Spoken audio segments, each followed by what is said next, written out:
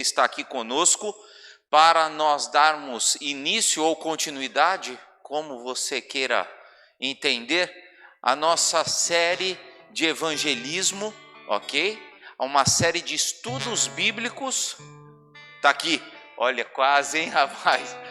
Semana inteira estava aqui atrás. Verdades do amor vivo.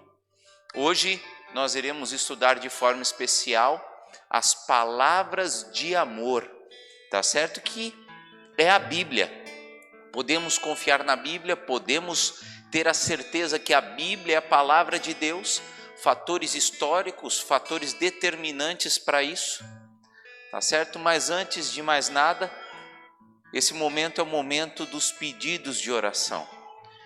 E a caixinha de oração está chegando aí. Nós vamos, nesse momento, elevar a nossa mente a fazer as nossas petições. Você possivelmente recebeu um papelzinho onde você colocou o seu pedido. Enquanto nós temos uma música dedilhada, vem aqui à frente, traga o seu pedido, o seu clamor a Deus para que as suas orações, as suas necessidades sejam ouvidas. Nós estamos começando uma semana de lutas e desafios. Qual é o seu pedido para essa semana? Qual é o seu clamor a Deus por essa semana? Eu sei que está aqui no papelzinho. Vem aqui à frente, traga o seu pedido de oração, coloque aqui na caixinha que nós iremos interceder por ele, ok? Pode vir. Isso. Você trazendo o teu pedido de oração aqui à frente, você está pedindo a Deus, sem usar palavra nenhuma, que Deus ele possa agir no seu viver, que Deus ele possa trabalhar na sua vida e você ser abençoado por ele. Todos os dias dessa semana nós teremos culto, nós teremos o estudo da palavra de Deus e todos os dias nós teremos os momentos de oração também, ok? Quando nós iremos abrir o nosso coração a Deus antes de abrir a palavra de Deus. Isso daí é importante.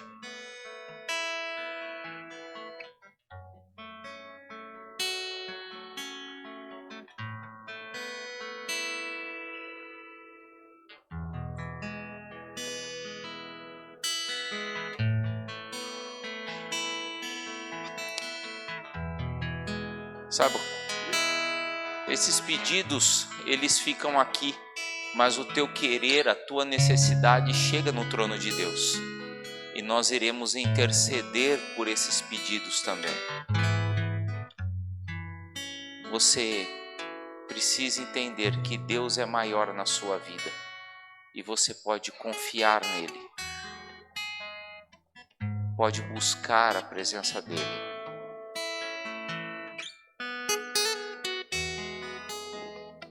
O seu pedido é uma maneira de você confiar no poder de Deus. Estamos terminando de colocar aqui. Vamos orar ao nosso Deus nesse momento? Do jeito que você está, curve sua fronte, feche os seus olhos e vamos orar ao nosso Deus pelos pedidos que estão aqui na caixinha de oração. Vamos orar? Senhor Deus, queremos lhe agradecer, porque ao trazermos os nossos pedidos, os nossos clamores aqui nessa caixa de oração, nós estamos dizendo em alto bom som: eu confio em Ti, o Senhor é meu Deus, e eu entendo que o meu clamor pode chegar ao trono dos céus. Senhor Deus, existem os pedidos que estão aqui na caixa, existem os pedidos que estão no nosso coração, na nossa alma, que muitas vezes não temos nem coragem de colocar no papel. Por favor, Senhor, atenda todos os pedidos, atenda todas as nossas necessidades, supra de acordo com o Teu querer as nossas fraquezas, dores, aflições, problemas, de modo geral. Que nós possamos, Senhor, continuar tendo a certeza que o Senhor é Deus em quem confiamos. Depositamos a nossa vontade, o nosso querer e os nossos pedidos nas Tuas mãos. Atenda conforme a Tua vontade. É isso que nós lhe pedimos em nome de Jesus. Amém, Senhor. Amém. Vamos lá para o nosso estudo de hoje. Hoje, semana passada eu só fiquei falando, né? Hoje nós iremos usar o PowerPoint também para ficar de forma mais clara e elucidativa os sermões também, ok? Vamos lá? Primeiro, nós estaremos falando das verdades do amor vivo. É o seminário teológico nosso, tá certo? Cada dia nós vamos falar sobre uma faceta do amor de Deus para você. Entende uma coisa? A Bíblia, ela é um livro que tem verdades, ok? É um livro que tem verdades. Cada verdade da Bíblia é o amor de Deus expresso para te salvar. E nós vamos nesse mês, nessa corrida teológica, nesse seminário teológico, nós iremos estudar cada dia uma faceta do amor de Deus para a tua vida. Existe um ditado que diz: quem ama, educa. Não tem? Tem até um livro de Samitiba com esse título, um dos grandes pedagogos do Brasil. E é isso mesmo. Deus, ele te ama, por isso ele quer mostrar as verdades dele para você. Ele quer te educar. Educação não é só concordar contigo. Educação é você orientar, aparar arestas, lapidar as pedras brutas para virar diamantes. E é isso que nós iremos fazer nesse seminário. Muitas vezes você vai pensar: eu nunca ouvi isso. É por isso que você está aqui. Ou, eu nunca vi dessa forma. É por isso que você está aqui. Eu nunca vi, eu não olhei essa verdade. É por isso que você está aqui. Você não está aqui por um acaso. Deus te guiou aqui para você descobrir as verdades da palavra de Deus na sua vida.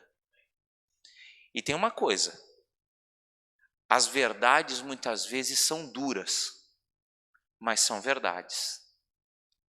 Mais vale uma verdade amarga do que uma mentira doce. Não é verdade? Você concorda comigo? Mais vale você ter um bocado de verdade amarga do que toneladas de mentiras doces. Remédio nem sempre tem um gosto bom, mas se você precisa tomar para estar com a saúde boa. As verdades nem sempre são doces a primeira vez que você escuta, mas precisa tomar, precisa seguir. Senão, você continua doente espiritualmente falando, ok? E hoje, a primeira verdade que nós iremos escutar é a palavras de amor. Vamos falar sobre a Bíblia, a verdadeira palavra de Deus. E eu gostaria de contar a história dessa mulher, Mary Jones. Mary Jones viveu no final do século XVIII, 1790, 86 ela nasceu. 1786 ela nasceu. E quando ela tinha 8 anos de idade, sem saber ler, Mary Jones queria uma Bíblia. Queria comprar uma Bíblia, mas a Bíblia na época que Mary Jones era viva era caríssima. Só os ricos podiam ter, mas ela queria ter uma Bíblia. Então, quando ela tinha 10 anos de idade, o seu pai descobriu que no lugarejo, lá no país de Gales, onde ela morava, lá no lugarejo, na vila perto do seu sítio, existia uma escola e matriculou Mary Jones lá para aprender a ler. Ao aprender a ler, ela ficou com vontade de comprar uma Bíblia. E ela começou a cuidar de crianças e fazer outros servicinhos, colher lenha e vender lenha. E assim ela conseguiu um pouco de dinheiro. Passado um tempo, ela começou a criar galinhas e vender os ovos e foi juntando dinheiro. Durante 3 anos ela junta dinheiro para comprar uma Bíblia. No 4º ano, ao ter o valor total, o seu pai fica doente, não podendo trabalhar por um período. E ela pega um pedaço das economias e ajuda em casa. Trabalha mais 1 ano para comprar uma Bíblia. Ao juntar todo o dinheiro, ela começa a correr atrás de comprar uma Bíblia. E ela descobre que no vilarejo próximo existia um homem, o reverendo Thomas, que vendia Bíblias. Ela pega o seu dinheirinho, descalço, para economizar o sapato velho que ela tinha. Ela anda 40 quilômetros, sai de manhãzinha e chega lá à noite. Ao chegar na casa do reverendo, depois de 40 quilômetros caminhando, Mary Jones, ela fala: eu quero uma Bíblia. O reverendo fala: eu tenho Bíblias aqui, mas já estão vendidas, eu não posso te dar uma Bíblia. Ela se acaba em chorar. O reverendo fica assustado, sem saber o que fazer, começa a acalmá-la e depois de uns minutos, escuta a história de Mary Jones. E com todo o amor no coração, o reverendo vai numa prateleira, pega uma Bíblia já vendida e entrega na mão de Mary Jones. E fala assim: vai para casa, sem dinheiro, com o seu dinheiro e tudo. A Bíblia é sua. A Mary Jones sair, o reverendo conversa com outros líderes religiosos do país de Gales. Eles tinham uma sociedade que imprimia folhetos para distribuir para as pessoas. E essa sociedade começa a pensar que as pessoas precisavam ter Bíblias na mão, porque igual aquela menina, atualmente com 15 anos, existiam pessoas sedentas da palavra de Deus. E a Bíblia devia ser mais barata, devia ser acessível, chegar na mão de todos a um preço muito irrisório ou até de graça. E o reverendo Thomas e mais alguns dos seus amigos, em 1902, fundam a Sociedade Bíblica Britânica, SBB. Hoje, Sociedade Bíblica Internacional, que é a matriz da Sociedade Bíblica Brasileira, que tem os direitos autorais da nossa Bíblia. Se não fosse Mary Jones, possivelmente nós não teríamos tantas Bíblias como temos hoje. Dificilmente uma casa tem uma Bíblia só. Graças a uma menina que tinha amor pela palavra de Deus, sabia que a palavra de Deus era verdadeira, pura e santa, e queria, mais do que tudo, tê-la, usá-la e se alimentar dela também. O exemplo de uma menina colocou a Bíblia nas suas mãos hoje. Bonita história, não é verdade? A palavra Bíblia quer dizer livros ou coleção de livros. Por quê? Porque a Bíblia é um livro feito de vários livros. Gênesis, Êxodo, Levítico, os Números, Deuteronômios. Então, por isso que vem a palavra biblioteca também. Um acúmulo de livros. E Bíblia quer dizer livros também. ok? Hoje a Bíblia é traduzida em mais de 1.900 dialetos e idiomas. A nossa Bíblia veio para o português através de um tradutor chamado João Ferreira de Almeida. Ele pegou a Bíblia do latim com um pouquinho de grego e hebraico e estudou a Bíblia e traduziu a Bíblia para o português. Hoje nós não temos só a tradução João Ferreira de Almeida. Nós temos várias traduções, mas ainda assim hoje, uma das mais fiéis ao texto original é de João Ferreira de Almeida, que foi o que traduziu a palavra de Deus para o português, tá certo? A palavra de Deus não era como nós conhecemos hoje. Em 1250, o cardeal Caro, ele pegou a Bíblia e dividiu em capítulos, no começo da Idade Média, para ficar mais fácil manusear, antes de Gutenberg inventar a imprensa. Aí em 1550, depois da imprensa ser inventada e de Gutenberg começar a produzir Bíblias, que foi o primeiro livro a ser impresso, foi a Bíblia, um senhor, um reverendo chamado Robert Stevens, dividiu em versículos. Então, no original da Bíblia, não existe capítulos e versículos como nós temos hoje. É um texto corrido, como um livro total. Por isso que Jesus, quando ele menciona algum texto do Antigo Testamento, ele fala, como diz o profeta Isaías. Por isso que Jesus não fala o capítulo e o versículo que ele está se referindo. Não é que Jesus não sabia, é que não existia capítulos e versículos no original bíblico. Começou a ter da Idade Média para cá, ok? A Bíblia, ela demorou 1.600 anos para ser escrita. Começou em 1500 e terminou próximo do ano 100 depois de Cristo. 1500 antes de Cristo e terminou no ano 100 depois de Cristo. Quem foi o primeiro escritor da Bíblia? Moisés. E quem foi o último escritor da Bíblia? João. Qual foi o primeiro livro da Bíblia a ser escrito? Jó. Não foi Gênesis, não. Jó.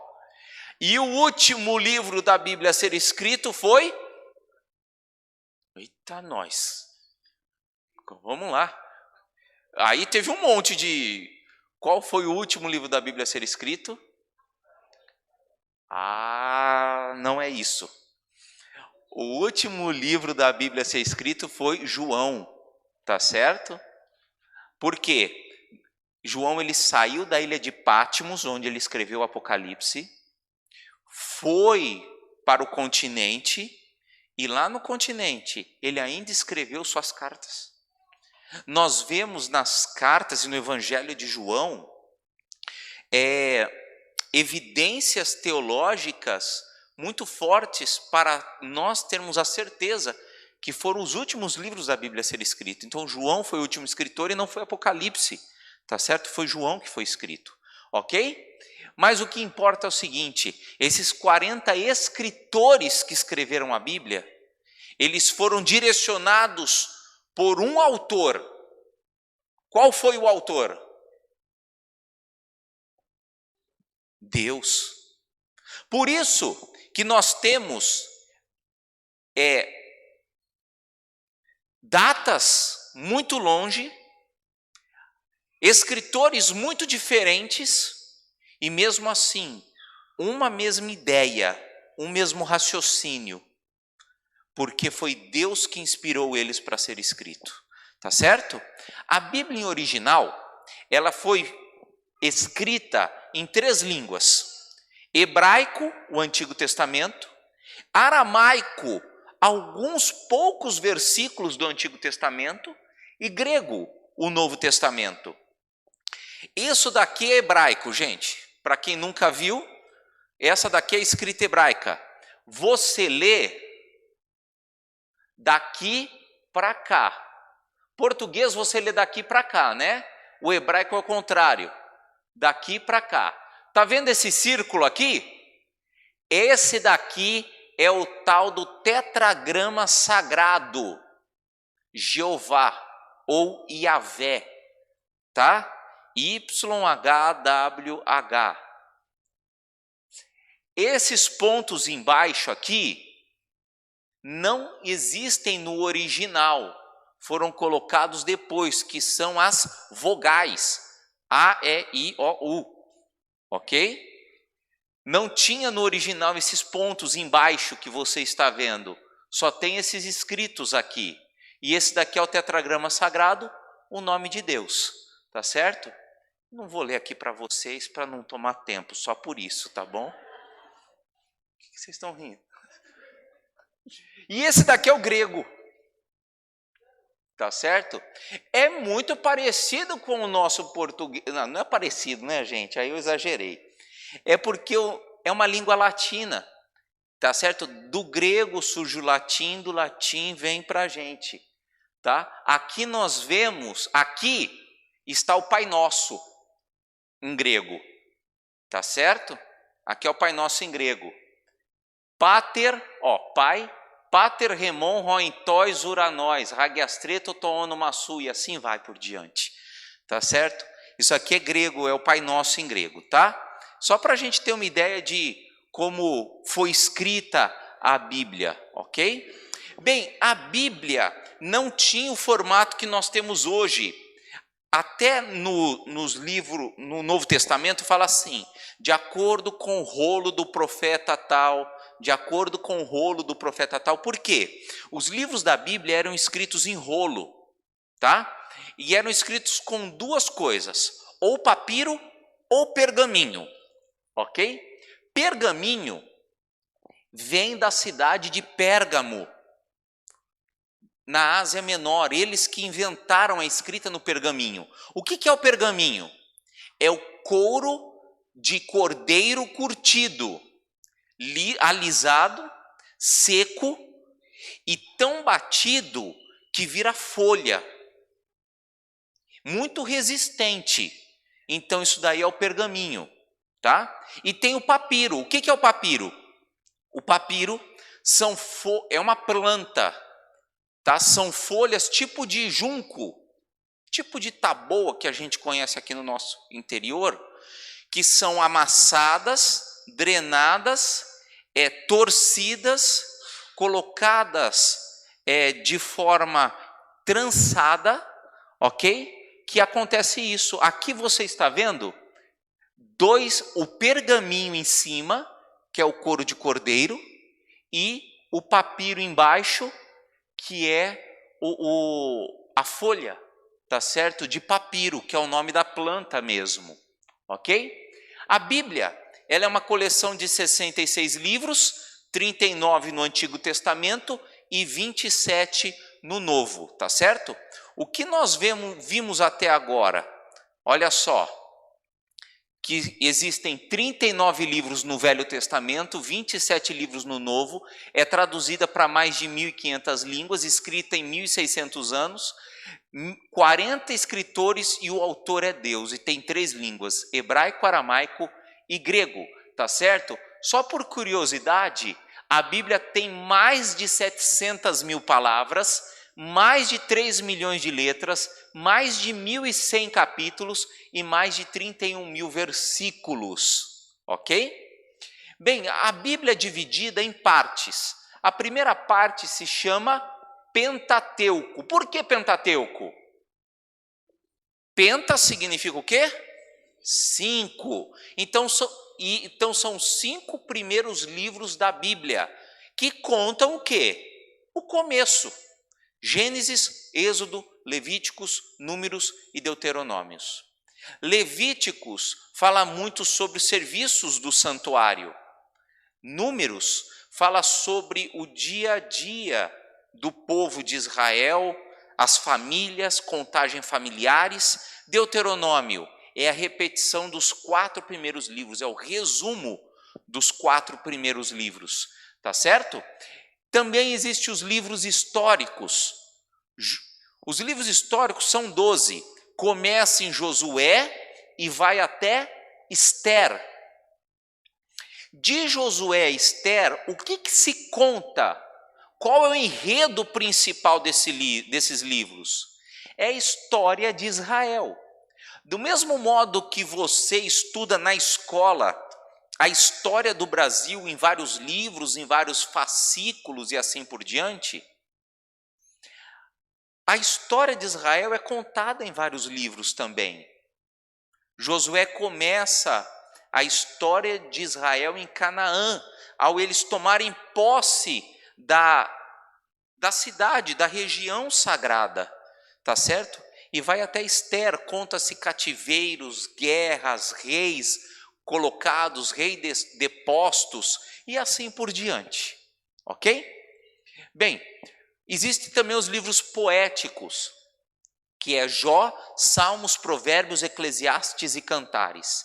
Os livros poéticos são livros de poesia oriental, israelita. Por isso que não tem simetria e rima como temos na poesia brasileira. Não é só por causa de tradução. Nós rimamos em poesia palavras. O israelita rima em poesias pensamentos, ok? Existem também os profetas maiores, que são 5, de Isaías a Daniel, e profetas menores, que são 12, de Oséias a Malaquias, ok? Qual é a diferença dos profetas maiores e dos profetas menores? Os profetas maiores são mais importantes e os profetas menores são menos importantes, certo? Não. Qual que é a diferença então? Só o tamanho, Daniel, isso mesmo. É só o tamanho, mais nada. Eles são importantes tanto quanto. O que está escrito lá serve tanto quanto. A gente só divide em maior e menor, por quê? Pelo tamanho do livro. Isaías tem 66 capítulos e tem outros aí, Naum tem 3, 4, tá certo? Obadias tem 1 e assim por diante, tá certo? São poucos, só por isso, tá? Os evangelhos, aí a gente entra no Novo Testamento, falam sobre a vida de Jesus. O livro histórico do Novo Testamento é Atos, que conta o começo da igreja cristã. Se hoje nós estamos aqui é por causa do livro de Atos, ok? Existe também as cartas ou epístolas, que vai de Romanos a Judas.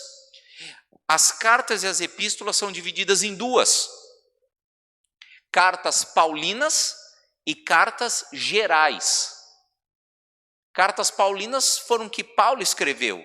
Cartas gerais são que outros escreveram. Tá certo? E assim por diante. E vamos lá. E existe o livro profético último, que é Apocalipse. Ok? Vamos lá. A Bíblia se subdivide da seguinte forma, no que nós lemos. Uma coisa a gente precisa prestar atenção.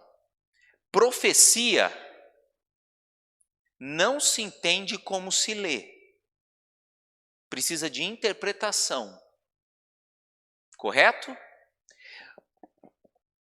Pentateuco, livros históricos, poéticos, os evangelhos, se entende como se lê. Se lá está falando e Moisés foi para o monte, Moisés foi para o monte. Mas profecia não entende como ler. Se profecia fala, e a mulher deu à luz a um filho, não é mulher, não é filho. Precisa-se de interpretação. E existe uma tabelinha profética que eu queria passar rapidamente com vocês e nós iremos estudar novamente, só para vocês pegarem o gostinho do que vai ser as próximas aulas, os próximos estudos, tá certo? Uma tabelinha de conversão. Olha só, em profecia, quando eu falo animal, não é um bicho. Quando profecia fala animal, significa rei ou reino, tá? Quando fala mulher em profecia, se fala o quê? Em igreja. Então a mulher deu à luz a um filho. Não é uma mulher, é a igreja, ok? Mar, água. Quando fala assim, e a mulher foi para o mar, e os animais surgiram do mar. Não é mar, rio, água. Significa o quê? Povos, nações, tá? Em profecia, um dia significa um ano. 1.200, 2.300 dias, são 2.300 anos, tá? Ventos em profecia significa guerra. Chifre em profecia significa o quê? Poder, rei ou reino, ok? Tempo significa anos. Dragão, o que significa dragão em profecia? Diabo. E cordeiro significa o quê? Jesus. Cauda significa falso profeta. E a cauda do dragão, falso profeta, falsa mensagem, ok? E estrela em profecia significa mensageiro ou até anjo, tá certo? Isso daí a gente vai ver mais tarde. Aqui está, eu coloquei alguns relatos, mulher. Nós iremos estudar todos esses relatos. Olha só, um animal com 7 cabeças e 10 chifres, o que significa? Não é uma onça, existe um significado. Uma mulher sentada numa besta, existe um significado. Mulher é igreja. Uma mulher com a lua debaixo dos pés e vestida do sol tem um outro significado. Tempo, 2 tempos, existe um significado, tá certo? E qual é o propósito da Bíblia nisso tudo? Olha só qual é o propósito da Bíblia. Lê comigo. Dá para ler, né? Lê comigo em voz alta, vamos lá? O verdadeiro propósito da Bíblia é revelar o caráter do Pai aos homens, para que possamos adorá-lo em espírito e verdade. Então, qual é o verdadeiro propósito da Bíblia?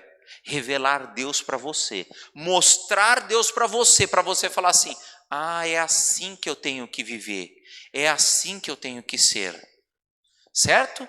É assim que é o propósito da Bíblia, tá? Vamos passar. Livros apócrifos. Muitas pessoas começam a me perguntar assim: pastor, diga uma coisa para mim, por que existem Bíblias com 66 livros e outras Bíblias com 72? Por causa desses livros aqui, apócrifos. O que significa apócrifo? Significa escondido ou secreto. É uma questão de negação. Pógrafos, né? Ou grafos é escrita. O não escrito ou o não canônico são livros que não fazem parte do cânon, da regra, do conjunto de livros originais da Bíblia, mas foram inseridos em algumas Bíblias. São esses. Então, olha só, quando foi inserido? No Concílio de Trento, em 15 de abril de 1546, a Igreja Católica fez um concílio chamado Concílio de Trento, e lá no Concílio de Trento, a Igreja Católica fala assim: nós cremos que esses livros são canônicos, e foram inseridos nas Bíblias católicas a partir de 1546. Como se fossem livros sagrados também, de acordo com a tradição católica. Tá certo? Eles entenderam, colocaram, devemos respeitar, ok? Então essa questão. Mas olha só quais são esses livros canônicos. São 7. 1 Macabeus, 2 Macabeus, Tobias, Judite, Baruque, Sabedoria e Eclesiástico. Tá certo? Esses livros, eles têm pra gente, tá certo? Que não somos católicos, tem caráter histórico, literário, podemos usá-los como livros históricos, mas não como livros sagrados, canônicos, que são a regra de viver do cristão. ok? Por que nós não consideramos esses livros sagrados? Por esses motivos aqui, ó. Nunca foram citados por Jesus. Outro, nunca foram citados pelos apóstolos. Os pais da igreja não criam que eles eram inspirados. Não aparecem no cano hebraico e contradizem os ensinamentos bíblicos. Esses livros foram escritos num período chamado período intertestamentário. O que é um período intertestamentário? É um período do ano 400 a.C. ao primeiro livro da Bíblia do Novo Testamento, que é Marcos. De Malaquias a Marcos. Esse período é chamado de período intertestamentário, aproximadamente 400 anos. Ok?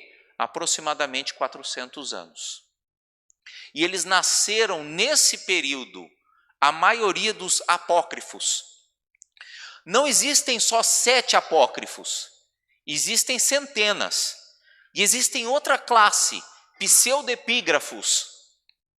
O que é pseudepígrafos? Pseudo é falso.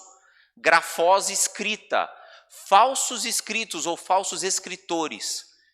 Livro de Enoque, Apocalipse de Enoque, tem esses livros.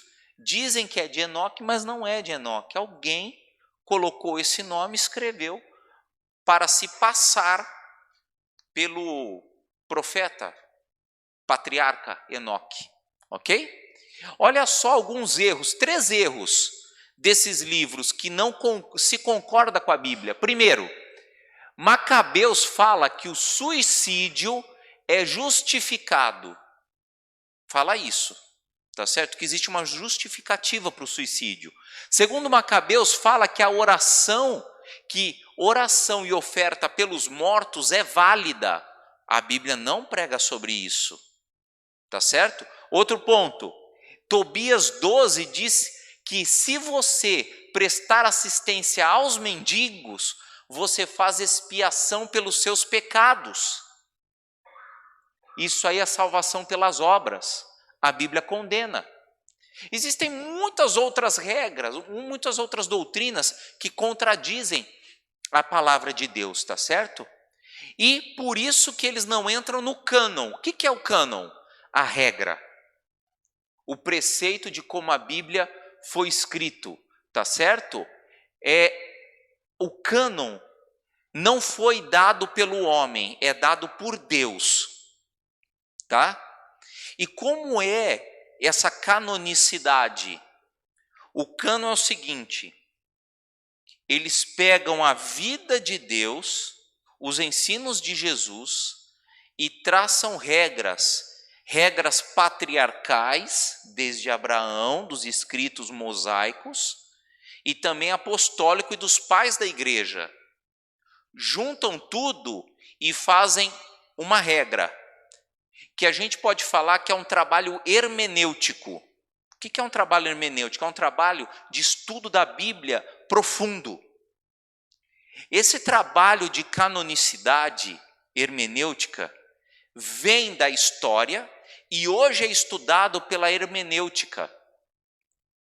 A hermenêutica é um estudo que independe da religião, da placa da igreja. São regras para o estudo da palavra de Deus, que é feita pela Sociedade Teológica Internacional. Junta-se todas as religiões e diz assim, ó, a Bíblia tem que ser estudada desse jeito. Nós, adventistas, cumprimos as regras hermenêuticas, porque nós ajudamos a criá-las.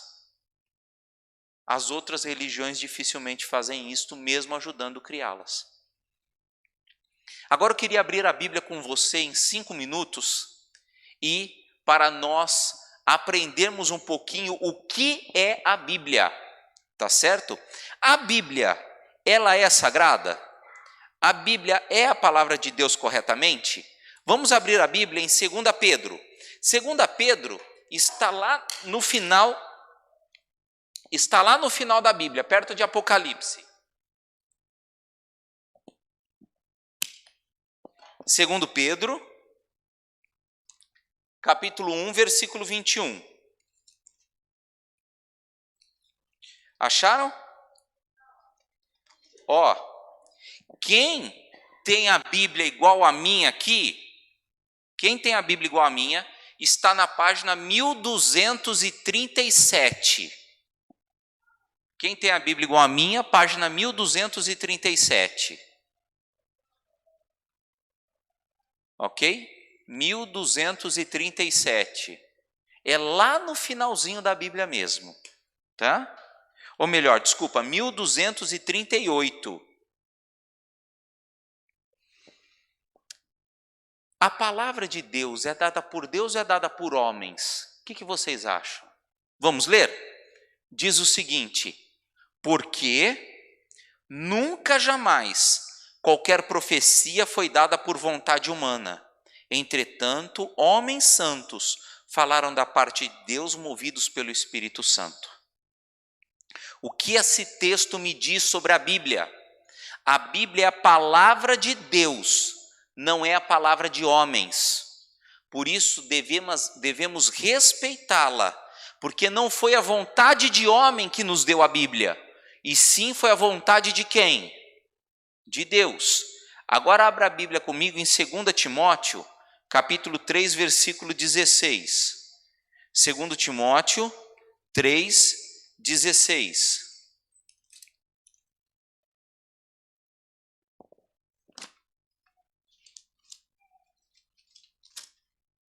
Está na página 1207. 1207. Quem tem a Bíblia igual a minha, página 1207.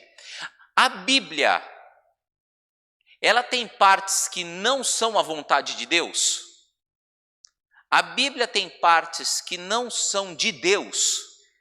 O que você acha? Vamos ler? 2 Timóteo 3,16 diz assim: toda escritura é inspirada por Deus e útil para o ensino, para a repreensão, para a correção e para a educação na justiça. Qual é a importância da Bíblia? Ela educa, ela repreende, ela faz com que eu e você sejamos guiados por ela, ok? Vamos ler outro texto, São João capítulo 5, versículo 39. São João 5, 39.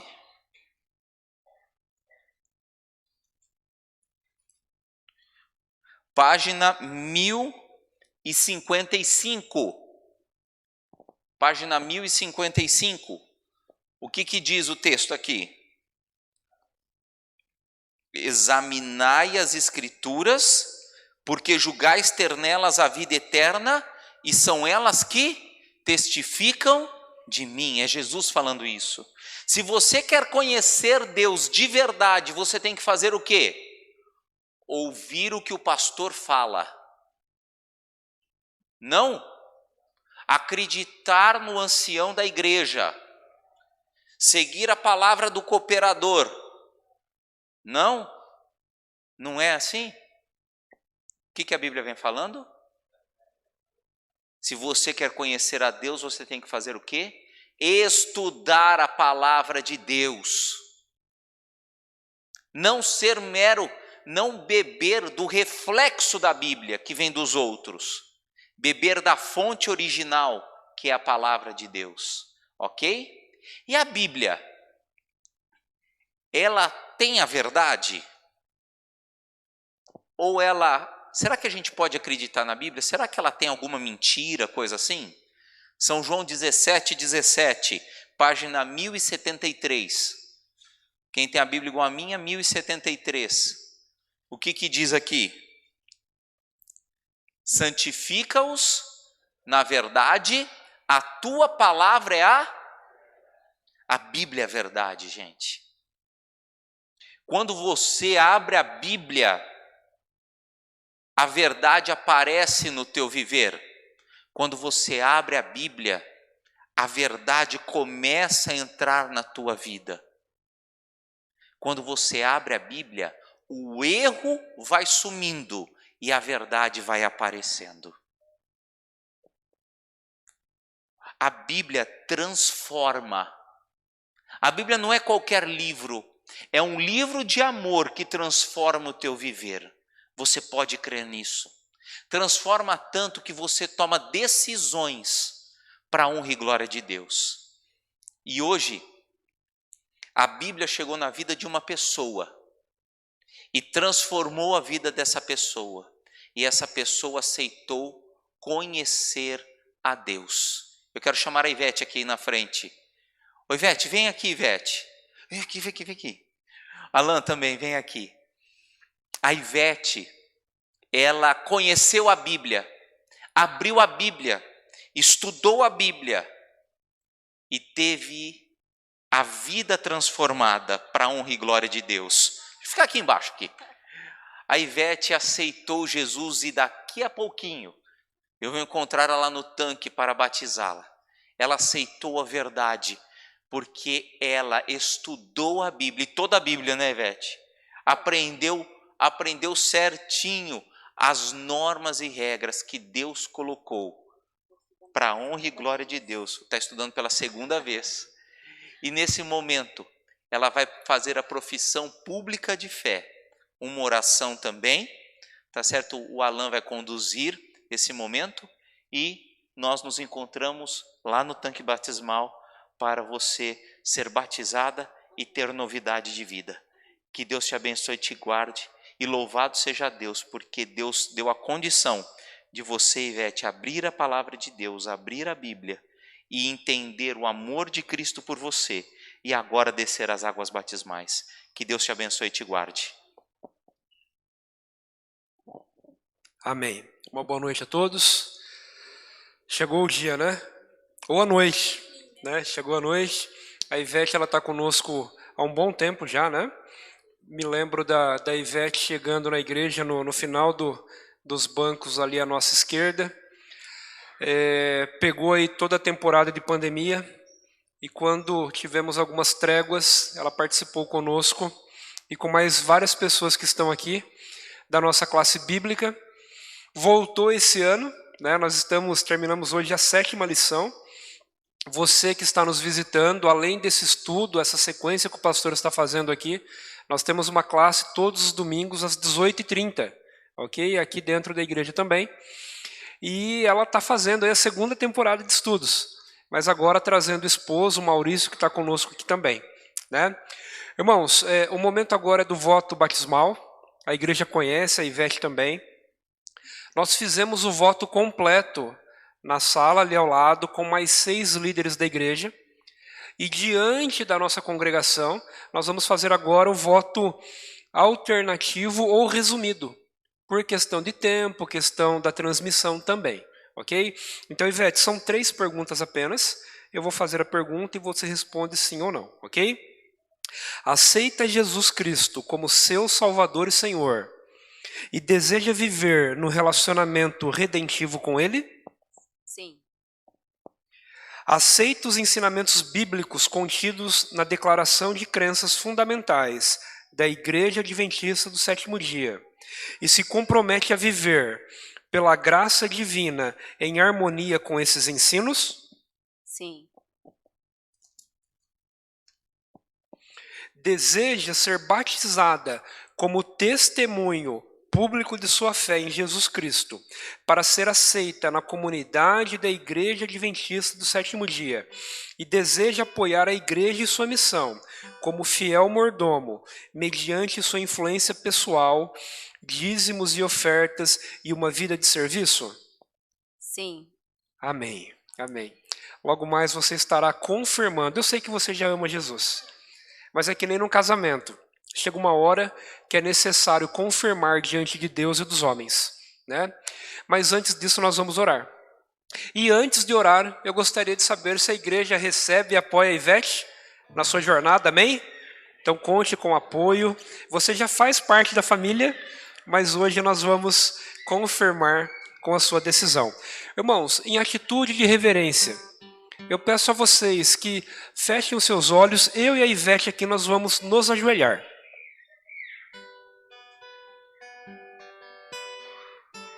Querido Deus, eterno Pai, é um privilégio, Senhor, estar aqui com a Ivete.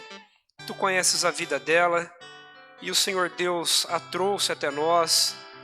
E foi o Senhor que a convenceu e hoje ela está aqui para que publicamente, Senhor, ela declare a todos que o Senhor é o Salvador e Redentor da vida dela.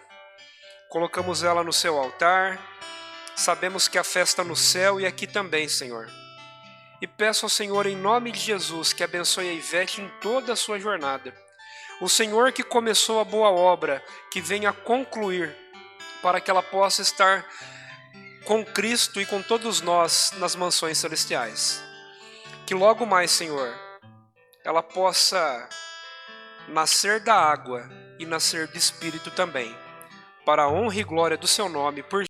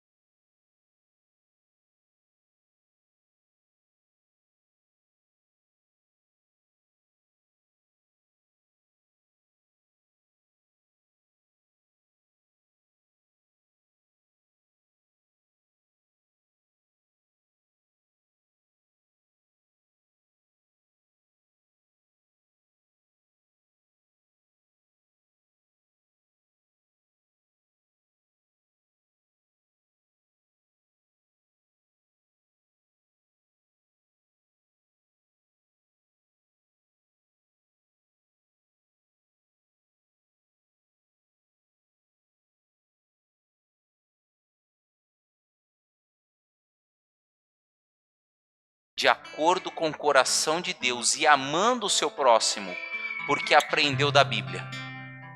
Hoje, o corpo de Davi Livingstone está enterrado na Inglaterra, mas o seu coração está enterrado na África. Por quê? porque ele amou as pessoas do mesmo jeito que Deus amava. E ele provou isso como? Estudando a palavra de Deus. Outro homem, Abraham Lincoln. Já ouviram falar em Abraham Lincoln? Abraham Lincoln foi, de acordo com os americanos, um dos melhores, ou o melhor presidente dos Estados Unidos até hoje. Abraham Lincoln, ele nasceu numa família muito pobre, paupérrima. De vez em quando não tinha comida em casa, mas tinha a Bíblia. E o caráter de Abraham Lincoln foi pautado na palavra de Deus e nos ensinos de Deus também. Ele passava noites a fio desde criança estudando a Bíblia. Sua mãe, muito cristã, morreu com ele ainda jovem. Fazia ele decorar textos da Bíblia para ele ser um homem de acordo com o coração de Deus também, pautado na verdade. Nós vemos que no momento em que você conhece a verdade, a sua vida é pautada na palavra de Deus e no amor de Deus. Eu hoje queria fazer um apelo para você. Um apelo simples. Não é um apelo para se emocionar. É um apelo racional. E o apelo é esse. A pergunta é essa.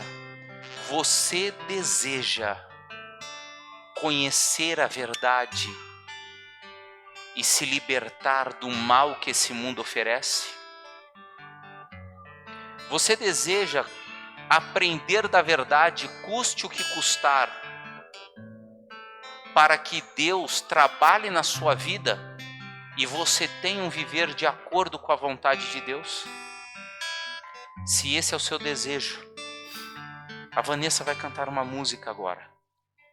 E ao ela cantar, se coloque em pé, dizendo para Deus: Deus, eu desejo escutar, aprender da verdade. Eu desejo descobrir a verdade e seguir a verdade, custe o que custar. Se esse é o seu desejo, enquanto a Vanessa canta, se coloque em pé, que eu quero orar por você nesse momento também. Você quer ser ensinado por Deus e você levantou para isso. Louvado seja Deus. Que Deus possa te ensinar e você possa reverenciar o nome dele. Quero orar por você nesse momento.